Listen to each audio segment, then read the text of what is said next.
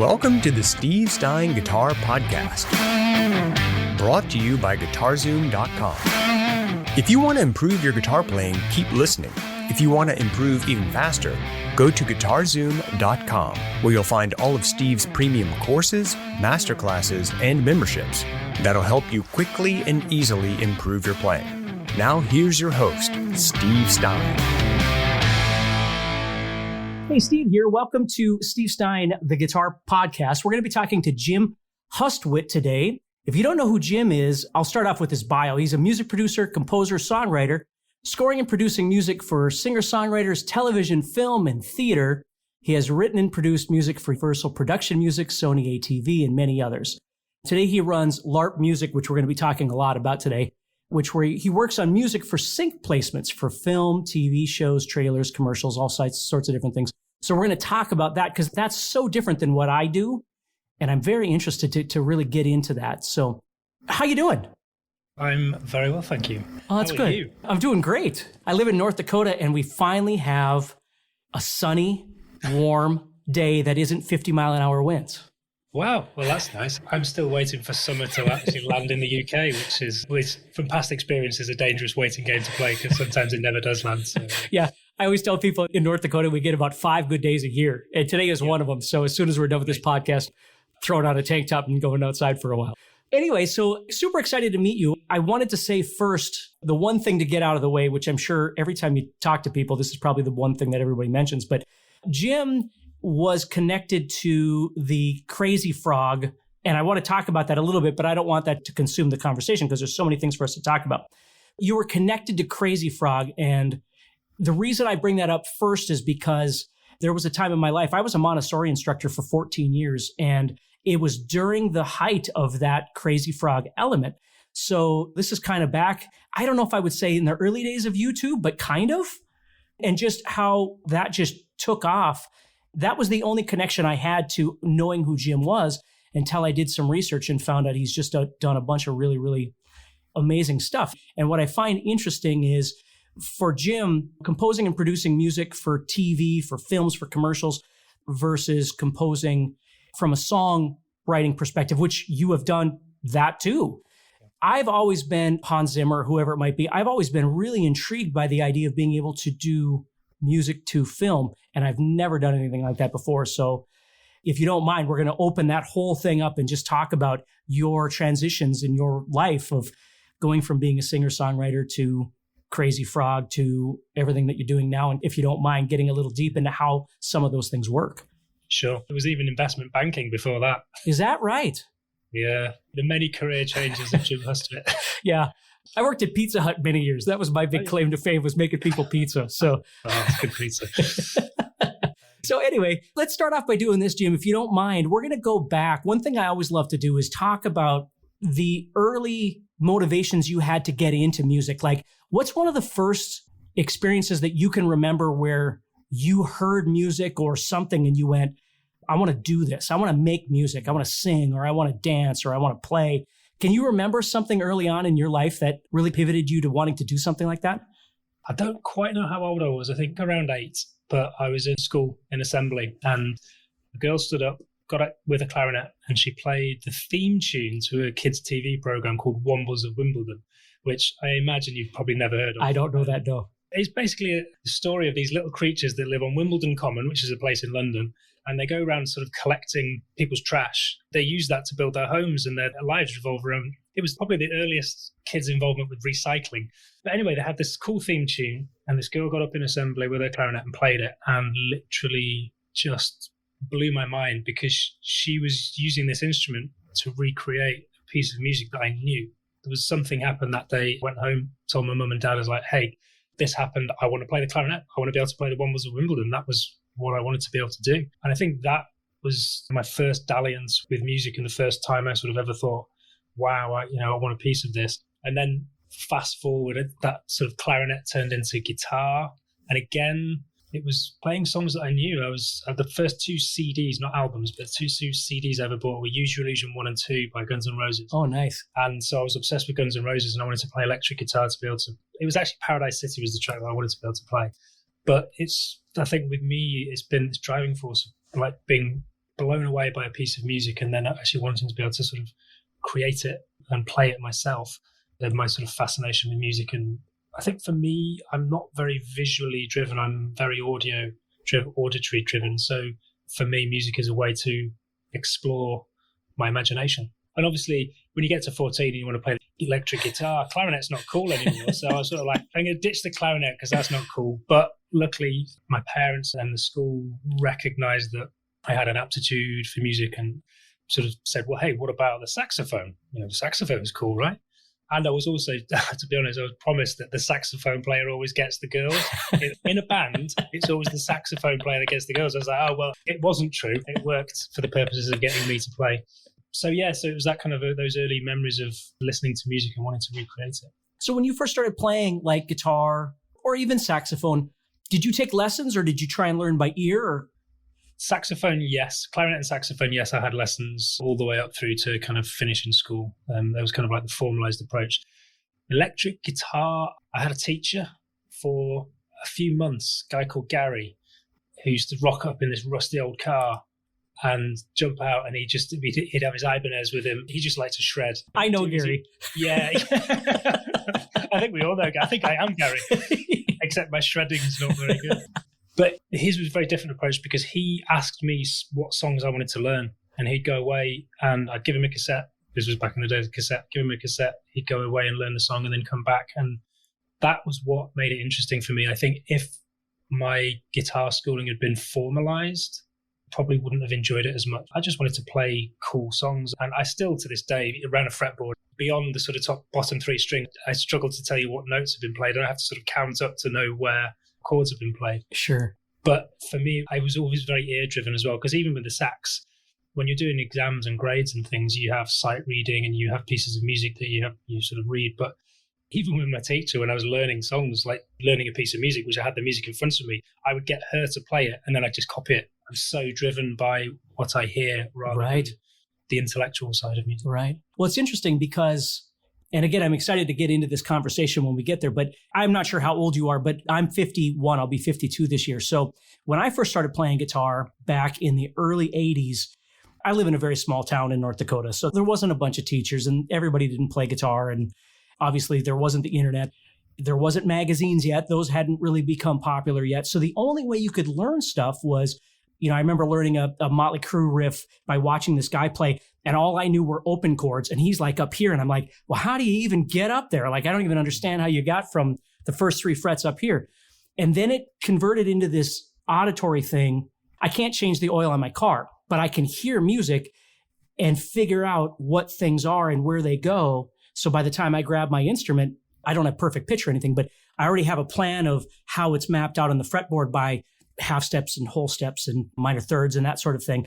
And that's how I started playing, was visualization. So for you, and we'll get more into this later too, but when you write, how do you think about music in your head, if you could answer that? That's a good question.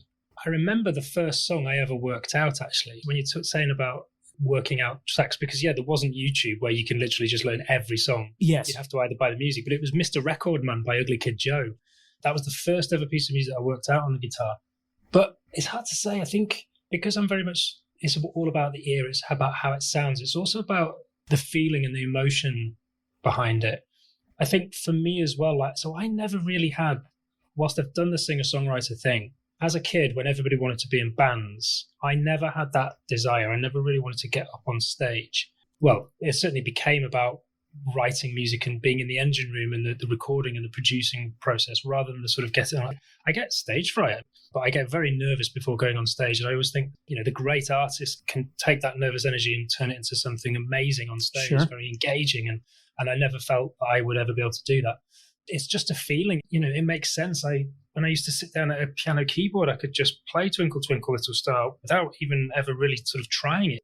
There's Good Will Hunting, where Minnie Driver, she's this brilliant pianist and Matt Damon's the amazing mathematician. And she says, when I sit down at a piano keyboard, it just makes sense. And he's like, well, when I look at a chalkboard covered in algebraic equations, it just makes sense. Right. I think for me, music just made sense. And it was some of the most incredible memories of making music on the sax was I just used to put on funk tracks from the 70s and just jam with them. Right. I had no interest in learning to read dots. I just wanted to feel it. So Absolutely. I think for me, music, it's a feeling.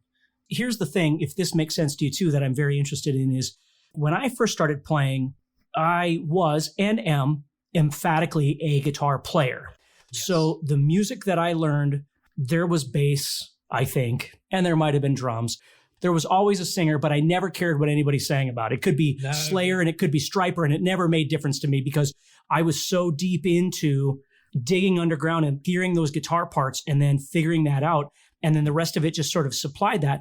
So for me, I never thought about music fundamentally as when you think of an orchestra, not that it has to be an orchestra, but the layers of those things. Music for me for so many years was guitar, drums, bass, vocal, and that's all it was.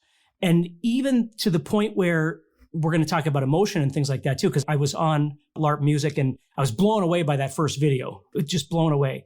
The Johnny Walker one. Emotion wasn't something that I really dealt with when I was learning how to play because I was Gary. I was the technical guy learning all these things and just 8 hours a day practicing and never taking time to think about how music could make someone feel, or if that makes sense. It's not like I was a robot, but that's not the kind of things I think about. And so that's one of the reasons why I'm really excited to talk to you is one of the things, and again, I want to just open this door and go in here, but there's a couple of things I want to talk about first. But how does the process work? Are you watching a video and then you're deciding how that music's going to work with that, or? Yeah, to go back to the other point, I think I was also very similar in that for me, lyrics never really featured. I spent a whole 20 years listening to music and I couldn't have told you what the songs were about. Sure. I didn't listen to lyrics. It was about sonics. And I think maybe where you and I are slightly different, whereas you honed in on the guitar and it was all about guitar, I definitely focused on the guitar. But I think for me, it's almost like sonic textures. There's an overall sonic texture and there's an overall journey that the music takes me on. And I think that's where I would sort of get lost. I think as well, interestingly, there's a dichotomy between musicians and composers, because musicians are the people who are sort of so dedicated to that craft. They just want to be incredible at it. And whilst, yes, you're not maybe thinking about the emotion that someone's feeling when they listen to it, you're probably feeling something when you're playing it. Sure. And that's driving, even on a subconscious level, what you're playing. And then on the other side, you've got composers, and I'm in this camp, whereas I never had the dedication to become amazing at an instrument because I sort of had this idea, this vision for something that I wanted to bring together, bring to life. I have friends, guys that I've played with in bands who are amazing musicians, and they're the guys that I bring in when I need drummers and bass players, but they don't feel comfortable writing a piece of music. Whereas that's where I thrive, that's where I'm at, because I can kind of hear this thing in my head and I'm like, okay, bring it to life. Sometimes I am working to a visual, so I've been provided with footage. I'm writing a bespoke piece of music, which will ebb and flow with that visual to help tell the story. Because ultimately, that's what a video piece of film, whether it's an advert or on TV and film, is. It's telling a story. There's a narrative arc. There's a narrative in it. The editor, when they're cutting it up, they're telling or helping the director sort of tell their story maybe more succinctly, and then the music that fits underneath it. The advantage of the music writing the music to picture is that it can move with the visuals rather than if it's pre-recorded and it's set, the editor has to cut and is restricted by what the music is already doing. So sometimes it's very much about the visual and that informs the emotion. And obviously I have to make sure that the emotion is the same, because it's very easy to take some visuals and completely change with an inappropriate piece of music. Yes. In fact, I took the Psycho shower scene. Was it sexual healing underneath it? And it's changed one of the most sort of well-known horror scenes into basically a shampoo ad. Or it could be it's like a precursor. It's like, hey, this is baby making music right now. It's like some love making's going to go on in the shower. But the music has completely transformed it. So I think as a composer, you've got to be really, really careful, and you're serving someone else's vision and you have to make sure that that fits. And in many ways, that's quite good because it gives you parameters within which to work. Other times, I do quite a lot of production music and trailer music, which is creating a piece of music which then go in a library and then pick up and use. Again, quite often there's a brief, but it's more open because you haven't got the visuals. You have to then almost try and imagine the visuals. Sometimes you can put on another trailer track, but you've got to bear in mind that this is going to be used. This is an editor's toolkit. This is how I refer to production music and trailer music, is giving an editor tools. What you're creating has to be driven by, again, serving that editor and creating what they create. And then obviously there's the other side of it, which is if you're just making music as an artist in the purest sense, you can do whatever you want. But generally what I'm doing is I'm normally working with somebody else, doing music for somebody else. So I'm in service of their vision, or if I don't have visuals, I'm trying to preempt what might be there or what would work in multiple different scenarios. So one thing I want to say to my listeners, just so I can end that last conversation. So what I was talking about, which I talk about all the time, but about 15 years ago, I don't know what happened. Maybe I was just getting older or what it was, but the way I perceived music changed drastically. So the way I think about music now and the way I thought about music when I was 17 were very different from each other. So although I'm very glad, I did all the practice and all those things, the way I approach music now in multiple ways is very different than the way I did before. So now I can enjoy music as more of an emotional element that I didn't think about before. And I think it was just because I was always going 150 miles an hour and everything for me was always high energy. And so it doesn't matter how old you are, but I think what's so important is to understand that music really has more to offer. Like a lot of times I'll talk to students about listening to a saxophone player or listening to a singer, not just for what scale equates to what chords and whether it's diatonic, but for emotion or for phrasing or different kinds of things like that. So to get out of that, going to where we are now, do you stockpile then ideas? Like, do you come into work or get ready for the day and go, I'm feeling this way, so I'm going to lay down some ideas that are the way I'm feeling today, or I'm not feeling that way at all today, but I know I need to make something that is that, even though I'm not in that mindset today. How does that work for you?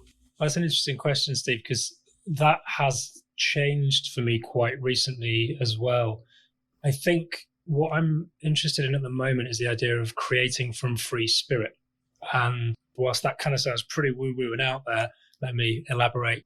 I think there's a way of creating from the head intellectually, and there's a way of creating from the heart, which is about how something makes you or other people feel. I think historically I have created from the head. I mean, there's been heart there. I always like to think I leave every piece of music. But I'm starting a process whereby in the morning I'm sort of sitting down for an hour and I'm saying, right, I've got an hour, I've got to write a piece of music. Obviously, it's not going to be amazingly well mixed. It's probably going to be very rough around the edges. But it's the idea of, I think sometimes the pressure that we put on ourselves to create a masterpiece actually in and of itself stifles creativity. If you're putting yourself under pressure, it's really hard to just be creative and let it flow. So it's the idea of just writing something. And do you know what? If after an hour it's total shit and we throw it away, it's fine. It doesn't matter. It's just in that moment, just allowing yourself to go with whatever feels right, because I feel like that is where my best music will come from. If I can just let it flow without that sort of like little voice at the back of my head going, oh yeah, well, how are you going to mix that? Well, that's not going to sound very good when you put that through that amp. It's just like, just do it. Just let it out. And if it's rubbish, it's great. At least you've got it out and the rest of the day is yours. You'll maybe move on to other things. In doing so, I'm sort of building up this sort of little ideas box, and some of the stuff will never get used. It will disappear forever. But other stuff is like, oh, in fact, I did an ad brief a couple of weeks ago where this little nugget of an idea which had come up in one of those 1 hour sessions, I fleshed out into an ad pitch. I'm still waiting to hear whether I won the pitch. But yeah, and just removing that pressure, creating from free spirit without worrying about... I had this conversation with this phenomenal composer called Isabel Waller-Bridge, who I interviewed on my podcast. And she, when she's looking for inspiration, she first of all doesn't go to music. She goes to like art and poetry and things like that when she sits down to write.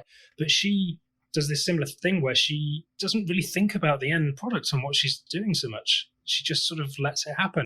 First part of his day every day is 1 hour of improvisation at the piano. So yeah, so I'm trying to be more like that and just be a little less in my head about it. I mean, obviously, when it comes to the mix and the production and whether it's right for a picture or a client, there has to be that element of head. But just in that first instance of creation, letting it flow and not being too critical and holding myself back potentially. Sure. So if we can get just a little bit techie here for a minute. So when you come in and you're going to do this, is there a primary instrument that you tend to just start on? Like, do you start on a piano, or how does the creative process begin for you when you sit down and you're let this go? Yeah. So many years ago, it was always at the guitar. Now I predominantly write on the piano just because I'm not as proficient on the piano, but harmonically, like if you're arranging things, it's easier. But I try to mix it up. So one day I'll sort of just find a beat and go, okay, cool, let's roll with that beat. It was bass line, guitar riff, whatever. And then other times I'll sort of sit down at the piano and play something. And I think it's really good to mix it up because certainly as a guitarist, I did a number of albums like this filmic folk series. And when guitar's the starting point, it always informs, based on my ability and the way I play, it will always inform where the piece goes to a certain extent. So getting out of your comfort zone and writing in a different way, singing something or using your voice or tapping something in the studio, I think if you can mix it up, and this is what I try to do, but I'll just sort of go, okay, what am I feeling right now? Okay, let's feeling something emotive. Let's sit down at the piano and noodle. And it's like, okay, no, I want something a bit heavier. It's like, okay, let's start with a beat. Yeah, I think it's from a creative point of view, the starting point will go some way to informing which direction you take. So if you can mix that up, I think it automatically helps with sort of changing the process and the end result. Sure. You know, it's interesting. Having limitations of not playing all kinds of other instruments, I know exactly what you're talking about when you talk about guitar. Like I can write, you name a style, and I can write it from a guitarist's perspective.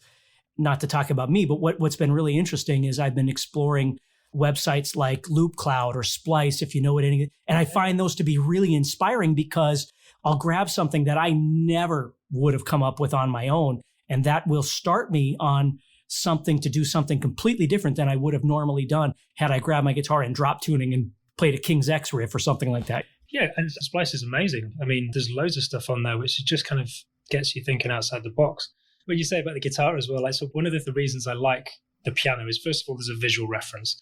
The crazy thing about guitar is if you were to change the root note and you played like a different root note, you end up contorted into some of the most crazy positions ever. And your whole body is in a different shape. Whereas on a piano, I could just go, I just move my fingers down in centimeters. It's like, there we go, change the bass note. So all of a sudden exploring a weird harmony like augmented and sus chords and things like that, it just becomes a lot easier on the piano than it is on the guitar. So. Yeah. That's the reality of things, is recognizing that what your limitations are. You know, for me, I wish I was a really great piano player, but I'm not. I, went to school and I studied theory and blah, blah, blah. But that doesn't mean that when I sit down at a piano, all of a sudden, all this stuff is flowing out of my mind, where sometimes it just takes one sample or one loop or something to just go, oh, that's a really neat idea. I've been exploring a lot of different software out there. That there's another one called Scalar, if you've ever heard of that does these really neat, like chord inversions on the piano. I would never think of doing something like that. Anyway, just so people know if they're listening, there's a lot of tools out there at your disposal that you can utilize that I don't see as cheating at all. I see them as influence to get your creative juices flowing, as opposed to just waking up every day and playing the same chord progressions with the same groove. Absolutely. And there's a book I was introduced to recently by a guy called Austin Kleon called All Art is Stealing or something like that. I kind of agree with it. And I did a musical musing on it not long ago about anyone who's a composer, but not even composers, like writers or painters. We are all influenced by the art that we've been exposed to over many, many years. You can't escape that. That will always, those influences will come through in the work that you do. And I think the premise of this book is the idea that we're all stealing little bits here and there. When Absolutely. It comes to sort of art, when it comes to writing or creating something. But hopefully the way in which we steal those bits, the combinations of bits that we steal and the ways in which we steal, hopefully then creates something which is unique and original. And I think it's Deadmau5 had a great quote, which is, all producers copy, good producers copy in new ways. Right. That's interesting. And again, you're so right, because none of us are we're not reinventing the wheel, right? I always tell people, like, again, in the guitar realm, you can love Stevie Ray Vaughan, or you can love B.B. King, or you can love Steve Vai. You're never going to be any of those people, because you can steal as much as you want and you'll still never be those people, because their experiences and their history and their train of thought and all these things make them who they are. And you're on this completely different track. And every once in a while, these two trains might cross. You'll tap into something real, but it's the layers of those things that make the originality of whatever it is that you're trying to compose. Absolutely. And it's funny because I sometimes think about, if anybody took a piece of my music and opened up one of my sessions and soloed any one instrument and listened to it, it would sound crap. It's on its own doing its thing. But hopefully when they're combined, it's a bit like a cake. It's like if you take a bag of flour, on its own, it's singularly unimpressive, but it's the way that flour is combined with other things and cooked for a certain temperature and then iced, etc., that you get this incredible cake at the end of it. I always think it's the same with music. It's like one individual element on its own might be unimpressive, but when you layer those up and combine them, hopefully the whole, and there's so much scope with those different layers to do things differently and change things, that then hopefully, you are ultimately creating something which is unique. And as you say, it's yours, it's come from you, and it is part of your experiences. So from that point of view, it will be unique. Right. I don't know how much you keep of your thought process and things to yourself, but just asking this question, the layering aspect of that, is there any way that you can encapsulate how that works for you? Like when you sit down, first of all, just to get this out of the way for my own personal use, is there any particular kind of software that you use where you go, okay, or do you just use all kinds of different things to come up with this and this and this and this? From a tech point of view, I use Logic Pro. Okay. I mean, of all the doors out, they're all very similar. If you go into a studio, you're probably going to be using Pro Tools. Sure. For MIDI, Logic Pro is particularly good. I use quite a lot of MIDI. I will always have some real instruments, some organic instrumentation and live performance in there. I work a lot with MIDI. I mean, string libraries, I tend to write, like I use Spitfire stuff quite a lot. Yeah, that's good stuff. Sound Toys have got some awesome plugins. I mean, like Sound Toys Decapitator. Yes. Literally everything I've written ever since I got it. I just literally splurge it left, right, and center to the point where I need to find a different distortion plugin. So yeah, there's for reverb. I use a lot of Universal Audio stuff. I love the EMT plate, which is amazing. The EMT 140. I use Altiverb as well, which is Audio Easy's reverb. So there's a few go-tos which are kind of on. I love the Valhalla stuff as well. Yeah, it's very good. Yeah, particularly the shimmer for anything big and ambient washy is all good. And as well, you mentioned the layering, and it's like, I'm not precious about, I think a lot of people sort of, if they give away their ideas, the point you made about just before about layering, I think maybe something that a lot of people, or certainly when I was starting out, underestimated, and I think a lot of people underestimate when they're starting out, is when you layer things on top of each other, you start to fill out the amount of space that it takes up on the frequency spectrum. So take, for example, a random example. A lot of the music that you hear in the charts that's been mixed, produced like to a really high level, the hi-hats that they have in that production, they may have like 6 or 7 different hi-hat sounds all layered in together. It basically means that rather than the hi-hat taking up this very sort of small frequency space, all of a sudden it opens up. And particularly when you've got a track which is like quite sparse in instrumentation, you can make something feel bigger just by, without making it louder, but just by making, increasing the amount of space on the frequency spectrum that's taken up. But also the other thing that layering does is it gives you width. Because you've got to think when you're writing, I mean, this is writing, but also mixing. Sure. It's like we can be in mono. We can have it straight down the center. We could have it over to the right. We'll have it over to the left.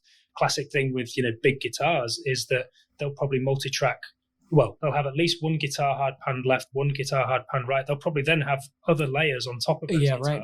So one will be sort of like a darker tone and the other one will be sort of a higher tone, and you just sort of layer them up so you get this kind of crunchy wall of sound. So layering is a big part of both, I suppose it's writing and production, because I always think you can save yourself a lot of time if in the mix if you're sort of thinking about the frequency spectrum, because you almost mix as you write. I hope you're enjoying this episode so far and you're getting motivated to take your guitar playing to the next level. Please do me a favor and leave us a rating on Apple Podcasts. It'll help the show grow and reach more rock stars like you who want to improve their guitar playing. Also, I'd love to know what parts of the episode you liked, as well as what you learned. So please share this podcast and tag us at guitarzoom.com on your social post. And now, let's get back to the podcast. Do you find that there's been a time in your life where you've ever battled between creation and production? Yeah, big time. To the point where it's a really hard act. It's a bit like learning to drive. It's probably not the same in the US because generally cars are automatic, but in the UK, the vast majority of cars were stick. Mm-hmm. And learning how to get the clutch with the brake and with the accelerator, get those at biting point whilst changing gear, doing that and then focusing on the road around you is really hard. And it's the same with when you're learning to compose or learning to write, you're also sort of conscious of production. And then you're also sort of trying to mix. You're almost trying to do 3 distinct disciplines at the same time. And it's something that I have wrestled with quite a lot, to the point where I actually strongly advocate separating them out. Do the writing and then do a separate session of production. I mean, those I think are more comparable. But what hugely helped me with mixing was when I finished writing and producing, export everything into audio unless it's a specific creative choice, take off all the compression, all that, get it all to zero, re-import it into a new session and mix. Because mix engineers, when they're learning to mix, you're starting from scratch. You've got, let's say, 100 stems of different instruments. You're throwing them into a project and you're going through them one by one with fresh ears. If you've composed and produced your own music, unfortunately, you don't have the advantage of fresh ears. But I think there's definite utility in that approach to mixing because it provides you with like a systematic framework of, okay, this is how I'm going to do it and this is the form I'm going to follow. So rather than mixing as I went, which I tried doing and it was just an absolute disaster, right? I have a very separate session, usually if I can, several days after I finish the track, even better, weeks after, because then you've perspective, because you listen to something 100 times, you lose perspective. Right. So separating out those disciplines and trying to focus on them. The thing is as well is like you think when you're producing, you can spend hours trying to find the right reverb or the right delay or the right kick or the right layers of kicks. Yep. Whereas I think if you're writing a piece of music, if you spend 2 hours focusing on a kick drum, you kind of lose that inspiration. Yes. You go down this production wormhole where you forgot what you were doing in the first place. So yes. Just write, throw stuff around, see what's working. Okay, that's good. Right now in production, let's go, that kick's not right. I knew it wasn't right. Let's find the right one and then do the mixing. Right. That is so good. That's exactly what I try and teach too is I always tell like guitar players is when you're starting to record an idea, think of it almost like you're just trying to come up with little ideas and it doesn't need to make sense. It could be like a 5-year-old just drawing with crayons. And once you've got some ideas, then you could make it more permanent with pencil. You can save it out. You can bring it back in. You can dial things in a bit more. That's great advice. That's so true. That's the way I think of that too. Yeah. And it's the classic thing as well with guitar or learning any instrument is the tendency is you want to play it at the speed you're used to hearing it, but slow it down by 50 BPM, learn it like that. When you can then play it really confidently at a lower BPM, slowly increase it. And there's so much going on. There's so much information that you're trying to process. It's much easier if you can compartmentalize. Got to think the same with the guitar is like you think not only am I concentrating rhythmically on my strumming or my picking, but I've got my left hand which is doing these weird shapes. So take the right hand out of the equation, just focus on the shapes and being able to get your fingers on the right strings. Do it slowly, then bring in the right hand slowly and then build it up. It's easier to process. Sure. So have you done any teaching, any educational stuff? I used to teach guitar, yeah. So when I quit my day job, my marketing consultancy role, I sort of ended up having to work in a pub for a bit, which was just like, $6 an hour. It's just like, oh my God, what is this? So I was like, it forced me to sort of go out. I can teach guitar. I can sort of share my knowledge of guitar with people. And so, I taught guitar. Have you ever taught audio production, or I shouldn't say like songwriting, any production elements, anything like that? No, I mean, I got a series of production videos on YouTube, which I did, but I've stopped those because what I realized is doing what you do is kind of a full-time job, YouTubing. Yes. And I was doing so much YouTubing that I just didn't actually have time to compose anything.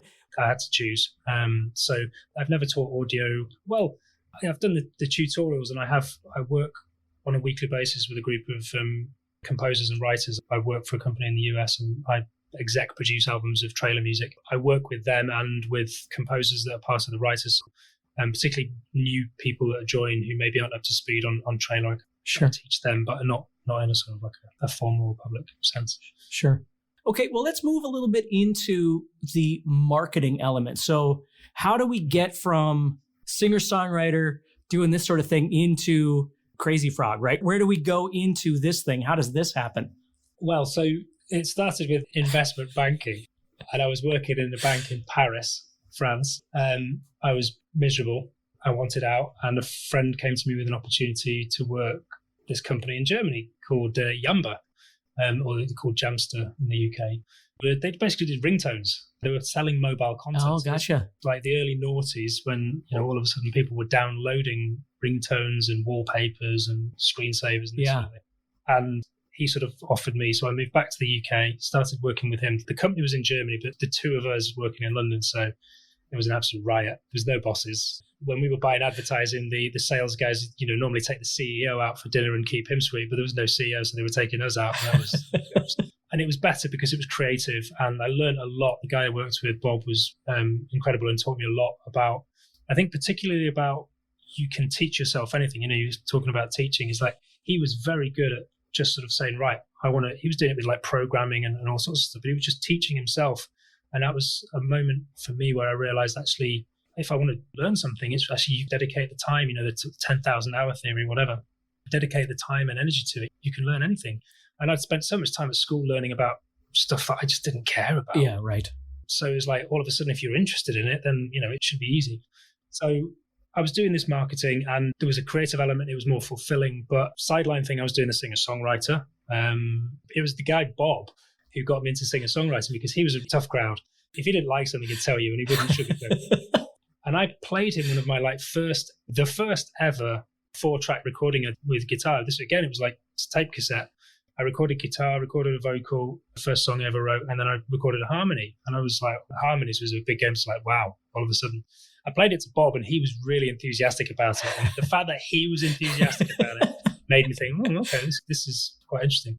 So I started the singer-songwriter thing, creating albums, and I got to the end of 3 years of being a singer-songwriter, and it was going well. I was sort of definitely on a trajectory, but I'd come out of the studio having just finished an album, feeling a bit flat, because a lot of musicians come out of the studio, a lot of artists come out of the studio, and they can't wait to get on tour and they can't wait to perform it, whereas I wasn't really interested in that. I wanted to go back into the studio and start the next album. And I think that's when I sort of realized that my path with music lay more in recording, producing, writing, rather than the performance side of things.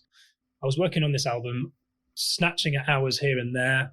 And I'm sure with Dozer, making an album is a pretty big commitment and it takes a long time. And if you're just doing an hour here, 2 hours there, it was going to take me years. So I thought, right, this is it. I'm going to try and make a go of music full time. So I saved up a load of cash to pay the bills for a year and quit my job. I'm gone. And I thought, best case scenario, I spend a year making music every single day and I can somehow make ends meet by the end of it.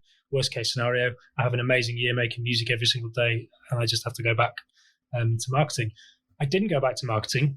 As I mentioned, I was working in this pub in the evening. I started teaching guitar. And so, I'd work in a pub at night and then I'd compose by day. And I just sort of got into it and I was just writing, just composing. I'd get old music briefs from a friend of mine. I'd sit down and go, okay, cool, let's try and do something like this, and listening to stuff and trying to work out what's happening in a piece of music. And so I gradually moved on from singer-songwriter more into sort of production side of things. And then it's quite hard to sort of plot the trajectory from starting to make music from a production point of view. I mean, I got my first gig doing a TV, which was through a friend. She very kindly took a chance on me. I'd say took a chance. I mean, there was a clause in the contract that said if it was rubbish, they wouldn't pay me and wouldn't use it. So it wasn't that big a risk for them. Probably worked about 20 cents an hour on that project in the end because I just went above and beyond to try and, first of all, I was learning the ropes, but also I just wanted to sort of deliver above and beyond their expectations. So that was like my first TV gig. And I think when people are starting out, it's that really difficult thing. It's the chicken or egg. It's like people want to see you've got some experience before they give you a job, but you can't get any experience before someone gives you a job. That's right. I was lucky that this friend sort of did give me a chance. And then all of a sudden you start to get a few credible things on your CV. And sad to say that unfortunately a logo, whether it be Apple or whatever, does go a long way to making think people you're good at what you do. Even though you might have been as good beforehand, it's like that credibility does count for something. Yes. So getting a few credits and then sort of from there it sort of took off. But one thing with Universal, I was very proactive. I identified them as a company that I wanted to work with, and I was active in pursuing them. I created an album of music which I felt wasn't represented by their catalogue. There was a hole, and it was this filmic folk that I mentioned earlier, because I wanted to work with them. So rather than me going to them and saying, oh, please, sir, can I work for you? I went to them with a solution rather than an ask. So by going to them with something saying, hey, look, I've been listening to your catalogue. I don't think you've got any of this, but I think it would do really well. And I'd spent money on getting musicians and instruments. Most of this was real instruments rather than MIDI. But doing that rather than just going, oh, please, sir, can I come and write for you? They have hundreds of people on a daily basis who say, can we write for you? Right. I went to them and said, I want to write for you, but I've got something here that I think you'd be interested in. And they took it. They commissioned me to do some more. And I've sort of had a working relationship with them ever since. So I think being proactive, I just think as well, approach people with an offer, try to solve a problem rather than ask for something, because everybody's asking them for stuff, but not everybody's solving a problem. And if you can solve a problem for them, you have their attention. Right. It's interesting because there are so many people that would love to do what you or what I do for a living, even though they probably don't see all of the aspects of what that is. And it isn't all glamorous by any means. But you go through a stage where it seems like you kind of say yes to everything because you're worried that you're going to miss out on an opportunity for something. So you're always available. You're almost never sleeping because you're always trying to be connected to everything that's possibly happening so you don't miss out on something. And like you said, which was really good, being proactive, like always trying to find a way to fix a problem so you become more valuable to somebody to continue to be part of what that is. For me, unfortunately, that mindset almost ruined my marriage because I couldn't stop. I was so obsessed with not for money or for fame. It was just, I was so driven to keep going with everything that I could be a part of that I couldn't stop. And then all of a sudden I was out of time and I was out of patience and I was out of energy. And thank God for me, that's when what I'm doing now started. So I'm able to live a life and not be working 100 hours a week. And it's interesting, Steve. It's almost like the reverse problem that a lot of people have. If people are doing a job that they don't love, it's quite easy to sort of sign off at the end of the day. Right. But when you're passionate about something and you're doing something that you love, it's actually very hard to switch off. You actually have to be really disciplined to say no, enough is enough, because otherwise you risk alienating people because you're not available. You risk burning out because you just work yourself into the ground and you just don't see it and you just reach a breaking point. So there's a whole area of self-care, well-being and things that maybe people don't think about when you're doing something that you really love. It's not to say, obviously, it's the same with jobs that people don't love, but when you love it, you have to be disciplined in saying, no, I'm going to take a holiday. No, I'm going to turn down this offer, because sometimes it's all too easy to sort of get swept up in it and reach breaking point. Right. So I watched another thing with you and you had talked about LARP music and how LARP meant live action role play. I always thought that was funny because I was a Dungeons and Dragons guy. So that's that was my thing. As a teenager, I was avid Dungeons and Dragons player. So I was as well. Everything boils down to Bob. Around the time I was setting up my company, I was talking to Bob and I was telling him about, I'd done a live action role play. And he was like, well, live action role play, what's that? And I was like, well, you basically sort of dress up and beat each other with rubber weapons in the woods. And he just thought this was the funniest thing he'd ever heard of. And so it just basically to spite him in that moment, I said, right, that's it. I'm calling my company LARP Music. So there. That's awesome. So tell the listeners a little bit about LARP Music. So what all is it that you offer there, and the starting point of what were you disconnecting from to begin LARP Music, if there was something? I've always been a purist. If I was going to spend a third of my life working, maybe more, I wanted to make sure I was doing something I enjoyed. So that was the shift into music. LARP was just essentially setting up an entity. It's my sort of home, it's my identity as LARP Music. Weirdly, I actually think if you were to ask any of the people that I've worked with, they're probably more likely to know my name than they are LARP. So I don't know how strong my brand value is, but yeah, LARP is essentially the company. It's the umbrella for everything I do. Everything goes through LARP. And it started off, even back in the early days when I was sort of doing music, it was kind of like the record label for my singer-songwriter stuff. And we're talking about getting started, like within music, I've moved around a lot. I started off as a singer-songwriter. Then I sort of got into slightly more production music.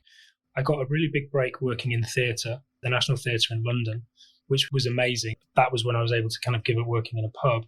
I've also produced other artists for a few years, since stopped producing artists, and I've since stopped doing theatre because, again, it's like you spread yourself too thin. Yep. It's like I had to focus on what I was really passionate about and what I enjoyed, and that was kind of like the composing, the writing, TV ad and films, and a lot of production music in as well.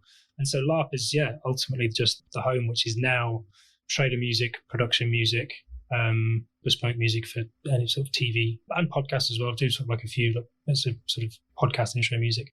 So so it's just umbrella for everything. Everything I do is live action role play related. That's awesome.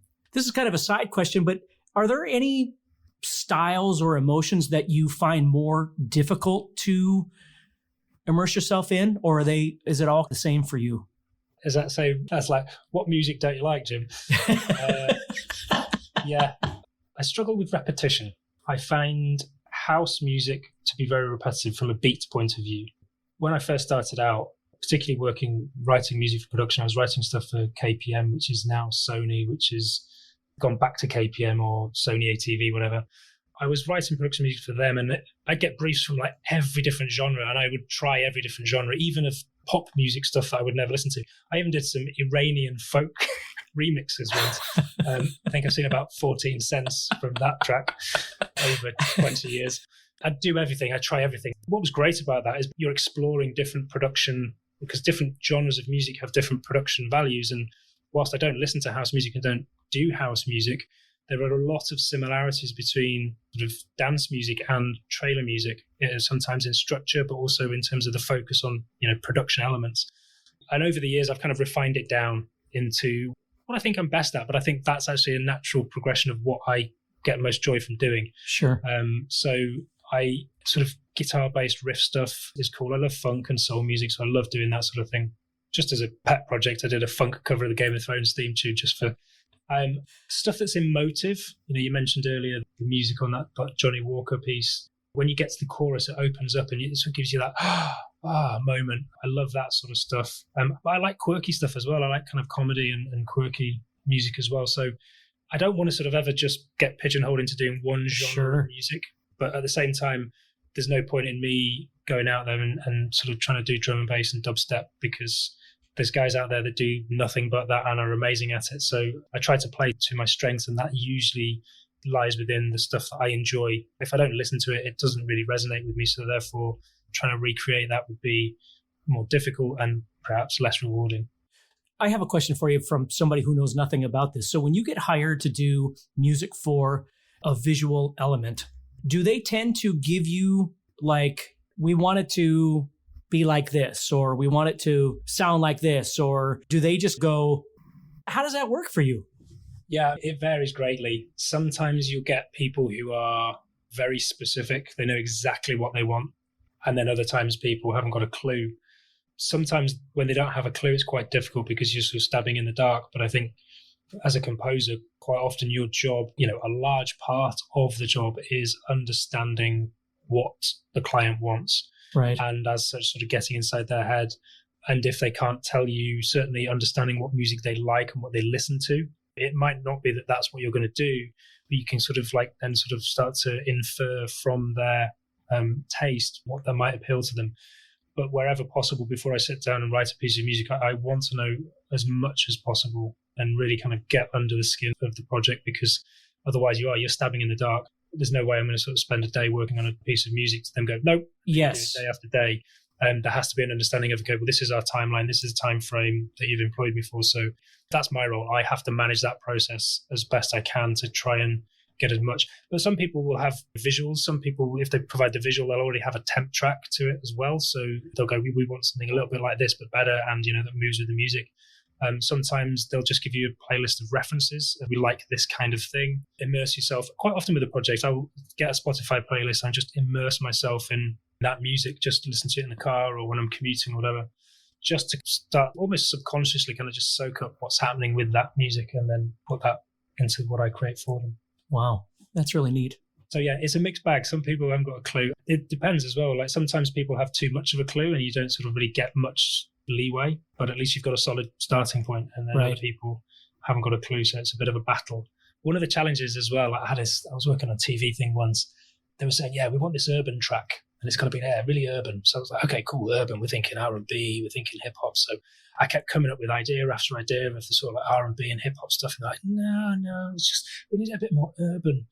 I'm just like, what do you mean urban? And so eventually, and this is quite early in my career. So I said, well, if you got to play me some examples. And they played me this dance banger from Eric Prydz. That's not urban. That's so far from being urban, it's untrue.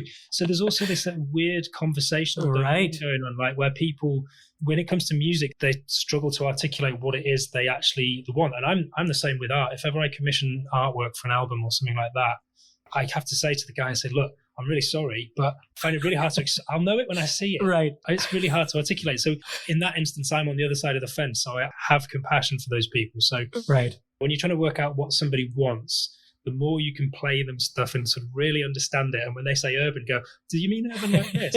Oh, okay. Urban like this? Yes. Okay, right. So that's not urban. That's house music, but mental notes.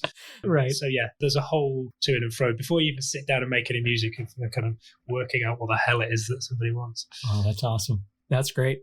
All right. Well, I'm not going to take too much of your time. We're already hitting an hour here, but just a couple more questions, just random questions. Sure. If you had to name even 3 artists or songs that inspired you in whatever way to go on this journey of what you're doing now, who would they be? Eric Clapton, Tears in Heaven. Wow. Particularly the live MTV version that he did. I had that live MTV album years ago, and that song blew me away. And certainly with the acoustic guitar, it was something I really wanted to learn to play. And probably was part of my limited acoustic guitar repertoire for a long time. I think Rage Against the Machine, Bomb Track. Nice. I mean, most of that album, to be honest, Know Your Enemy, there's a lot of Rage Against the Machine stuff, but that track in particular, I remember hearing it for the first time and something changed in me. The third one is a really random one, and I can't remember the name of the track, but it's by the Salsoul Orchestra. Like, again, back in the day of CDs, I'd sort of go down to the record store and you sort of put your headphones on, you'd be at the listening station, you'd scan the barcode and press play and listen to the album. There was a series of albums called Pulp Fusion, which was sort of like 1970s blaxploitation funk, rare 45s. And I put that on, I was like, oh my God, it was like I'd come home. This is amazing. This is what I've been looking for. Yeah, so there's a particular track called Salsoul Orchestra. It's got big orchestral strings going on in the back of this funk track. And then so that combination of funk and an orchestra was just like, what's going on? Just my head exploded in the middle of HMV, this record store in Leeds. Right. So yeah, I think those 3. I mean, I could probably name a load of others. Of course. Ones that jump out. So are you still an avid listener? Like, do you still listen to music all the time? No. And I find that a lot. That happens a lot. I spend all day listening to music. When I go home, I want silence. Yes. I don't want anyone talking. I don't want any noise. I kind of recently moved out of London because I was finding London to be there's too much noise and energy about it.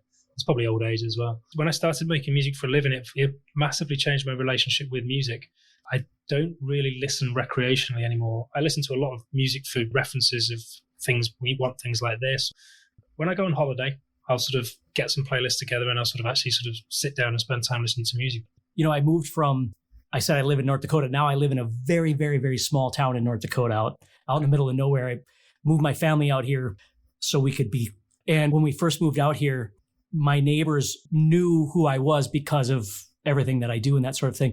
And I found out later that they were all expecting me to be this loud, flamboyant, and I was the quietest neighbor that they ever knew. Like, they never hear anything from me. It's the same thing. I mean, I listen to music all the time, but they were basically expecting you to be out in the back garden, standing on a massive stack of amps, rocking out, like shredding at midnight. It's so great. I know, it's funny.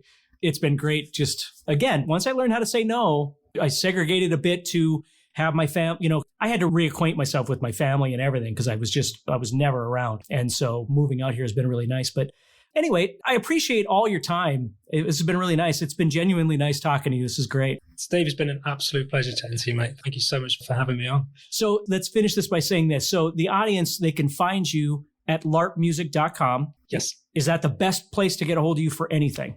That is the best place, larpmusic.com. I am on Instagram at Jim Hustwit, although I am a reluctant social media. I am on LinkedIn. I will say that if anybody wants to link in with me, they don't just hit link in. They've got to write a note and introduce themselves, because that kind of like just befriending me without saying an introduction is weird. And there's my podcast, Sync Music. I think that's where I explore my passion for music, for visuals, which is the idea is to understand the people and the process behind the most incredible music in TV, film and games. And, like we've done a bit today, it was great you asking about the creative process, because that's very much what I'm about with my guests, is understanding how they work. And it's the music's this important, but it's also them as individuals and their creative process. We can learn from each other. Right. Well, I'm definitely going to be checking that out. Like I said, I find this so intriguing because it's so not me. I just think it's so amazing. So thank you so much for your time and good luck with everything. And hopefully we'll talk again sometime in the future. I hope so, Steve. All right. Take care, bud. If you enjoyed today's podcast and want to learn guitar even faster, go to guitarzoom.com and click the Get Started button to get access to courses that are right for your interest and skill level. Again, go to guitarzoom.com and click the Get Started button.